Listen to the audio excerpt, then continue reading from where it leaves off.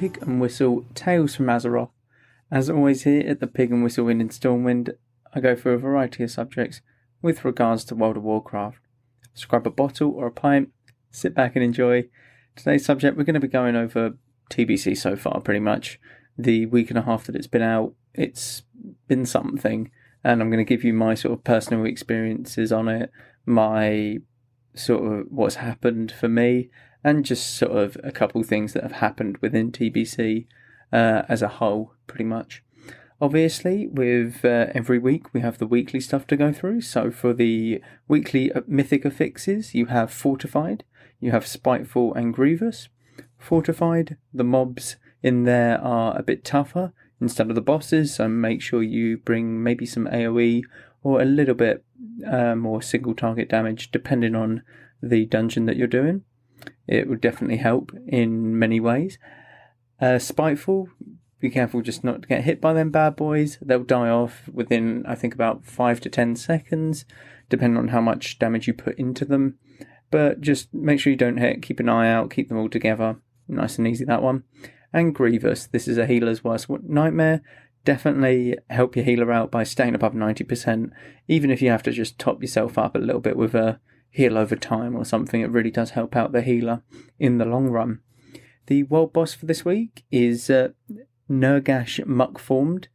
I believe that's how you say his name. It is the Revendreth world boss, so be sure to head over into the top left of Revendreth, grab at that anima, and definitely get some pieces of gear. The bonus event for this week is world quests, so you get a lot more rep for the reputation where the world quest resides. If it's in Ardenweald, you're going to get rep with the Wild Hunt, that kind of thing. If it's in Bastion, you're going to get rep with the Ascended, all that good stuff. And there is another bonus event, which is the PvP Scramble, the PvP Brawl, and it is Warsong Scramble. You have 3 flags in the flag room. You can pick up as many flags as you want. You don't have to have your flag at your base. You can just run all 3 flags back, nice and easy, and you win, that kind of thing. So definitely head in there, get the quest to win a PvP Brawl if you're looking to gear some ults in PvP gear, because that will certainly help it out and push it towards that next stage. But without further ado, let's get straight into the TBC so far. Now, the first few weeks, it's been a week and a half. The first week of TBC, we saw something quite impressive. We saw we saw people and raid teams that had completed all of the raids. Now that's Karazhan, that's Magtheridon's Lair, and that is Gruul's Lair. So Magtheridon and Gruul's Lair are 2 bosses for Gruul's Lair and 1 boss for Magtheridon, so that's fine, I understand that. Karazhan is a bit longer with a 10-man, but 10 people getting together is a lot easier than, getting 25 people, so it evens out. And these aren't the toughest raids, I'll say that. A lot of the tougher raids come in phase 2, 3 and 4, with the likes of Black Temple, Sunwell Plateau, Serpent Shrine Cavern, that kind of thing, Tempest Keep, etc. So I'm not surprised that these raids were done, but to have them done within a matter of, I think it was like 3 days. Yeah, about 3 days they completed the raids, and that's pretty impressive. You've got to get the attunements. The attunements were mainly the big thing to do with raiding in TBC, because there's a massive long quest chains for them. You've got to do multiple dungeon runs and stuff like that. But, to get 25 people to do that for Magtheridon's Lair or Gruul's Lair. And then you've also got Karazhan, which is a really long quest chain, which is something. I'm currently in the process of doing that quest chain. So I can tell you that it is long, and it does take a lot of time if you're not prepared to do it all in one sitting and completely sweat it out like, some low life. But some people do, some people enjoy it, some people enjoy playing the game that way. It just happens. But yeah, these raids were completed within like a few days of TBC going live, and that for me is absolutely mind-boggling, because to sit there and to power level your character from level 60 to 70 in a couple days and then do your attunements for all of your raids in 1 day-ish. Let's split it into this. So you got 1 day to level to 70, 24 hours. You got 1 day to attune for Karazhan. Okay, nice and easy. That can be done, but you've got to find the group for it, obviously. And then you've got 1 day for doing the raid itself, like Megtherodons, Gruul's Lair, and that kind of thing. So yeah, you're cramming everything in. You're not really, in my opinion, experiencing TBC as it should be experienced. This is my personal opinion, obviously. The quests are really fun, to be honest. They're a lot of fun. They give you quite a bit of gold, quite a fair amount of gold. Obviously, when you hit 70, the gold amount for quests is doubled, so there is more incentive to do them quests, because obviously they're no longer going to give you XP. They'll give you double the amount of gold. 12 gold turns into 24 gold, etc., that kind of thing. So I just can't believe that these raids were done that quickly, in all honesty. Looking at Karazhan, it looks like so much fun. I can't wait to get in there myself. But the attunement takes forever. People are enjoying the levelling process at the moment. And I think that that's the best thing to do. You really want to enjoy yourself levelling, experiencing TBC. You want to experience Hellfire.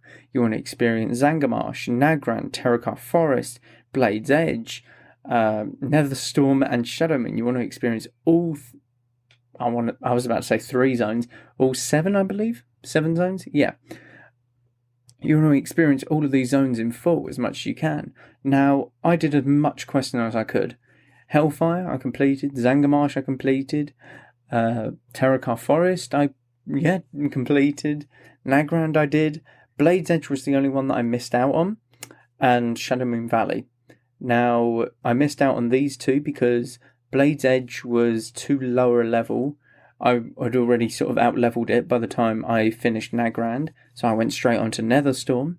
And Shadowmoon Valley, I thought that Netherstorm wouldn't get me to 70, but here I am.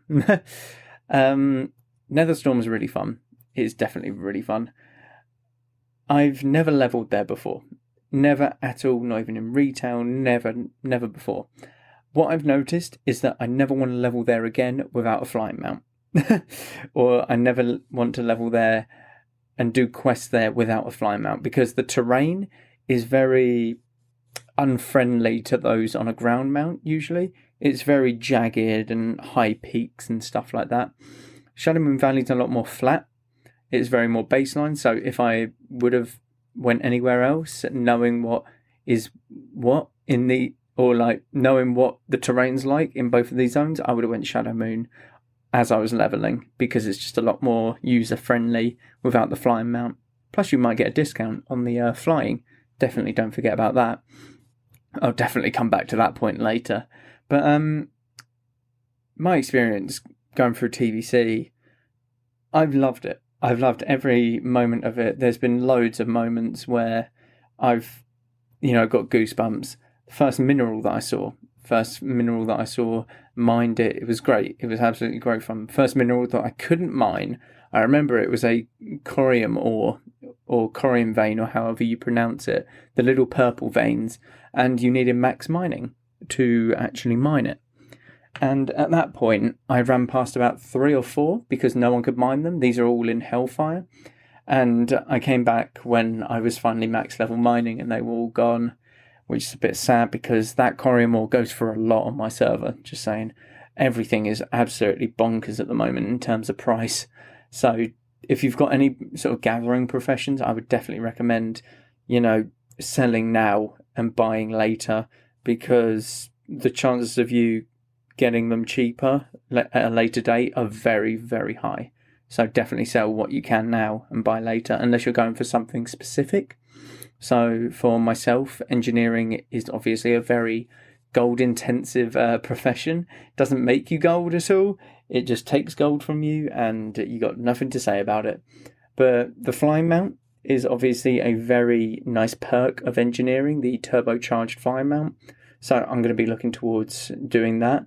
I've sold loads of, iron bars and stuff like that to fund what I've wanted to do while leveling. But, I'm starting to put stuff aside and it's not worth buying now, is what I'm trying to say. It's definitely not worth buying now, and you want to sell as much as you can before, all the inflated prices drop down in their value. So a few experiences I've had in TBC, like I said, the first mineral, getting goosebumps there. First PvP is always good fun. Now, obviously pre-patch brought the talents, so it's not necessarily new PvP, but it's PvP in somewhere that isn't necessarily Azeroth, which is like Eastern Kingdoms and Kalimdor, because you were only confined to them two lands, weren't you? At that point, you didn't have Outland at all. So the first real main one I can think of is Hellfire. And pretty much I'm doing my quest in Hellfire. This is Alliance. You've got the bottom right place in Hellfire is like a little Fell Orc base. And I'm around that sort of area in like a crater looking for a mineral. And I get jumped by, I think, about 2 or 3. And these are people who are well-known gankers on the server. And pretty much I'm running for my life towards on a hold. I'm at like 10 HP or something. And, I turn around, give one of them a massive slap in the face, drop him down to about 10%, and he just backs up a little bit. His mates still run after me, but I sort of make it away, and I still remember that sort of thing. And Gnome actually turned round, just helped me, and then got absolutely run over by like these 2 horde that were chasing me. It was hilarious. He was a mage as well. Like, I don't get how he died, to be honest. Like, he helped me, bless him, but I just don't get how he died. But I mean, it's just that sort of thing that you remember. I've got so many things. So, more recently, I was leveling in Nagrand. Nagrand, absolutely beautiful place, by the way. My favourite zone in Outland, by far. You got the Ring of Blood there, which is actually another story in itself. You have loads of minerals, you have loads of wildlife, loads of AoE potential as a mage. You've got everything. You've got absolutely everything. With the PvP base in the middle of the zone. Oh, it's absolutely gorgeous, the way it looks, the way the music, the PvP, the quests, all of it, very good. So, in Nagrand, you obviously have a lot of minerals. This is like the second highest mineral sort of population in Outland behind Hellfire Peninsula. Or so I've seen, so I believe, because I've been farming them two sort of places as much as I can for minerals. But the Ring of Blood is the first thing that I went to do in Nagrand, and I got a couple mates to help me with the Ring of Blood because it is a 5-person quest and you're definitely not soloing anything like that. It really is an absolute ball ache. But you've got multiple groups there at the Ring of Blood, and generally what happens is, Horde and Alliance will see each other, kill each other, that kind of thing. But during TBC launch, or like this week's launch, or like the past 2 weeks, everyone's been leveling and sort of giving each other some mutual respect. And Ring of Blood is a quest where you can really grief like the opposite faction if you really intended, or even your own faction if you just taunt and run away with the mob, that kind of thing. So you can really grief the opposite faction. But at sort of like 11 p.m, 12 p.m. at night, I've got this little group of my friends and a couple randoms, and there's a horde group there, and this lonely druid. Now, they would start up the Ring of Blood, we'd help them kill it, we'd get the next quest, and then they'd help us kill it, and back and forth, until we were all on the final boss, and that kind of thing. Once they completed it, they stayed, helped us complete it as well. And one of our party members had a little bit of a bug with the Ring of Blood quest, so we stayed and helped that party member finish their Ring of Blood, like quest chain, and the only horde that was left was this Tauren Druid. Now, this Tauren Druid wasn't in any group. He wasn't in the group that was helping, or not helping. He was still helping, but he wasn't in that group doing the quests like they were. He was on his own completely. And he trusted us enough to start the quest so that we would help him. And now he helped us. He was helping us constantly throughout R1, so we deemed it necessary to help him as well. And it was just that show of mutual respect that sort of, was really good to see. Because you don't really see much. Well, I don't see much anyway. I'm very I'm a toxic player when it comes to PvP. Toxic as in I am Horde versus Alliance. If you try and gank me and I beat you, I will not be a graceful winner. You initiated that fight, so you're going to pay the consequences, pretty much. That kind of thing. But to see that within the game where everyone has their own, moral code almost, to be respectful to what the others are doing at the time, that kind of thing, it is just really good to see, and it is really, cheerful, pretty much. Now, going to a complete 180, I was looking for minerals one time, and there's a couple stories here. So I have a friend who was coming down to trade a couple things with me. She's in the north of Nagrand, I'm in the south, and I'm just looking for minerals and killing a few mobs for my quest at the time. She has flying, so she's the one coming down to me, and I stumble across a mineral, and there's a Tauren mining this mineral. It's a level 70 tank. So I give him a quick ice lance to be like, no, that's my mineral now. And, as I expected, he was like, okay, bring it. So he's popped absolutely every potion, shield wall, absolutely everything that you can imagine. I'm level 66 at this point, I think. Yeah, 66. So 66 mage versus a 70 Tauren tank warrior. Okay, kill the Tauren tank. But before the tank dies, another Tauren shows up, another Tauren warrior called Moo. And I just get charged. He's a DPS warrior this time, so I'm like, okay, bring it.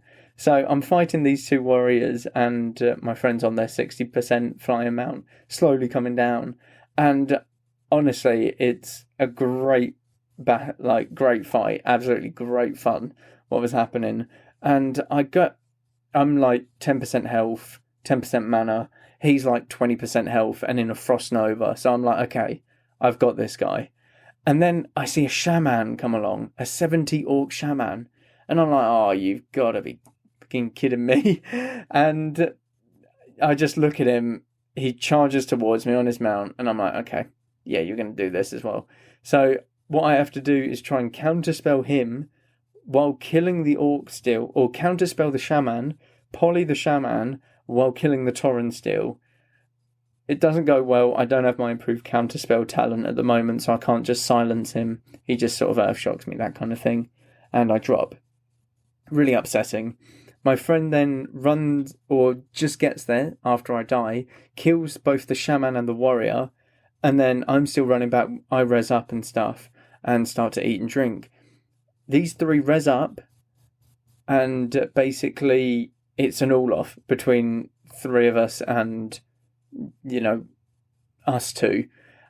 We managed to kill them, like another time. Then a paladin joins in, like a blood elf paladin, who was also running along just trying to mine something, but we weren't having it. The paladin got absolutely kited, by the way, because, it's a paladin. Not necessarily known for being the most mobile class, are they? Plus, I think he was a tank, so that's a bit rough on him. But it was hilarious. But yeah, a 4v2 ended in basically myself winning the mineral, the vein, and getting out of there. These three level 70s and a level 68 Blood Elf Paladin, I think, against a level 70 and a 66. It was great fun. It was a really good fun piece of PvP. And they called it because they knew when they were beaten they didn't have much left in the tank for them, mainly because of the classes that they were. I mean, two warriors and a shaman. One of the warriors being a tank isn't really going to beat a mage plus a hunter. Yeah, not the best lineup for them, to be honest. Very melee heavy, I'd say. But another sort of Nagrand experience I had over a mineral again, by the way. Minerals seem to be where the worst of me comes out, I'm not going to lie. So it's a rich, I forget how to say the name, adamantite, I can't remember, adamant vein, or whatever, we'll call it adamant vein. And pretty much this is like 6 or 7 hits. It's really good vein, and it's really juicy for some gold, for some bars, that kind of thing. You really want this one. Paladin swoops down on his little flying mount, and I'm like, no, you ain't getting this. So obviously a little brawl breaks out between myself and him.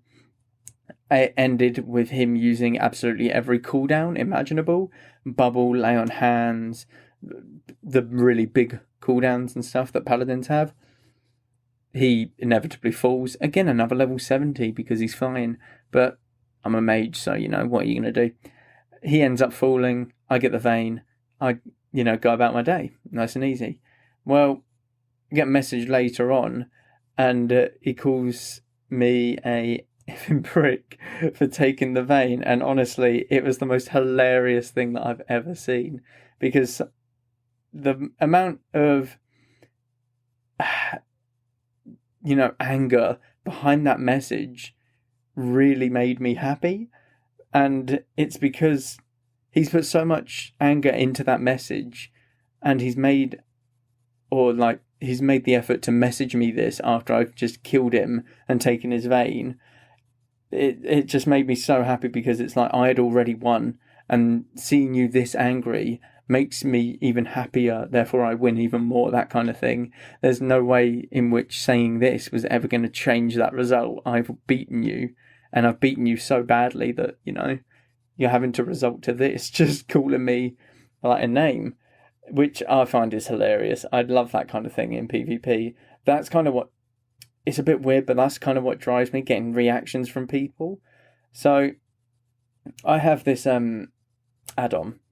It's not the most glamorous add-on, I will tell you this right now, and it is quite a toxic add-on, but I got it back when I was ranking in Classic, and this kind of made things a lot more interesting, and it is the Auto Spit add-on. Now, it is what it is. It is what it says it is. It automatically spits on people that die around me, pretty much. And this is like in a PvP scenario. This can be in duels. This can be in the Gurubashi arena, killing my own sort of kind, so alliance, my own faction. And this can be in PvP. I primarily did this to sort of get reactions from people and to make it into a sort of mind game, PvP, because that's the way I sort of see it. If you can keep your mind in the game and not have it driven by so much emotion, then you already have the upper hand on your opponent. So the way that this worked in PvP was basically when I was in not arenas, in battlegrounds, it caused a vendetta. And pretty much this would apply to anyone. If I killed them multiple times, I would have spat on them multiple times, and it would have made them think, okay, I really want to kill this guy. And obviously, if it's multiple times that I've killed them already, the chance of them killing me again or at all are very slim. And this makes them charge me just brainlessly if they're a warrior, open on me brainlessly if they're a rogue, that kind of thing. It makes them predictable, and this is what makes it fun for me in PvP, and this is what gave me sort of sometimes an edge if it was someone that I'd had a long sort of standing fighting them, that kind of thing. So yeah, there's loads of good fun to have with this auto spit, but pretty much he got so angry that I took this vein and spat on him that he took that as a sign to make a character and basically just slate me for it. And that's kind of what I live for in PvP, that sort of toxicity. Now, even if it's towards me, I can take it, because I wouldn't have this add-on if I couldn't take any sort of toxicity towards me also. It is a game at the end of the day, and this is what sort of makes the game more enjoyable for myself. It might make me a bit more toxic, but if I have it sent back at me and they've beaten me at my own game, that's fair enough. I can take that. I can accept that. I can move on. That kind of thing. It's when people, give out toxicity when they can't receive it in return. That's when the problem sort of lies. But, it was just great fun picking this guy's mineral and then getting that message 5-10 minutes later. another sort of ganking fest in Nagrand. Nagrand seemed to be a very good hotspot, and this was all in one night, I'll have you know. Nagrand seemed to be very horde heavy at the time, but I'm doing an AoE pool, and 4, 5, 6 mobs, something around that. It's just like the Wind Rocks, I believe they're called. But I did this AoE pool, and pretty much I had a warrior and a mage jump me. And the first time they jumped me, I walked towards the town, and the guards killed the warrior. The mage ran off. Nice and easy. Simple, that one. So the warrior reses up. They run off. Okay. I go back to doing some AoE stuff. They come back and jump me again. And I'm like, okay, you guys have started to piss me off. So I managed to kill them both and finish the AoE pool. So I've basically killed about 4 or 5 mobs as well as 2 players in this scenario, and they're the ones that have jumped me, and I just find that absolutely amazing, because it's like, yeah, we're going to go get this guy, and then it's just you play an Uno reverse card, and they're the ones lying dead on the floor. It's kind of like that sort of thing in like a cartoon or something. It's like 2 really stupid henchmen go after this guy, and then the next frame is just them on the floor, shriveled and twitching, that kind of thing. So obviously I have a vendetta against them, because I just wanted to level, man. I was just killing some Wind Rocks and doing my quests. But they res up, chase the warrior, and I'm like, okay, I'm not catching the warrior. Turn back, and I see the mage res up. I see the mage run off on his mount. I chase the mage quite far, to be honest. I chase the mage, I blink, and I don't get the rank 1 frostbolt off that I want. I'm like, okay, that's fine. I've missed it. So I just go to mount up, run back, and do my quests. And the warrior was actually following me, who was following the mage. Because they were like, okay, we're going to do a plan. I'm going to regen my health while running, and then we're going to jump this guy again. So obviously it didn't work. The warrior got absolutely one shot, which I find absolutely amazing, by the way.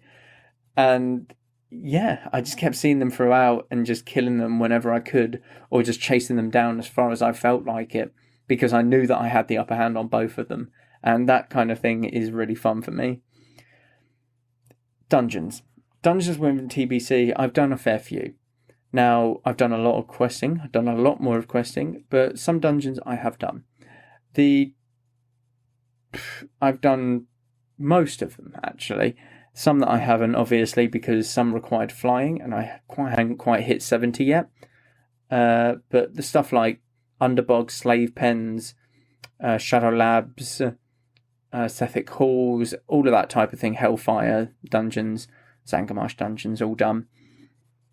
All of these are very good dungeons. I really like them in their simplicity, almost, because it is mostly linear, most of them.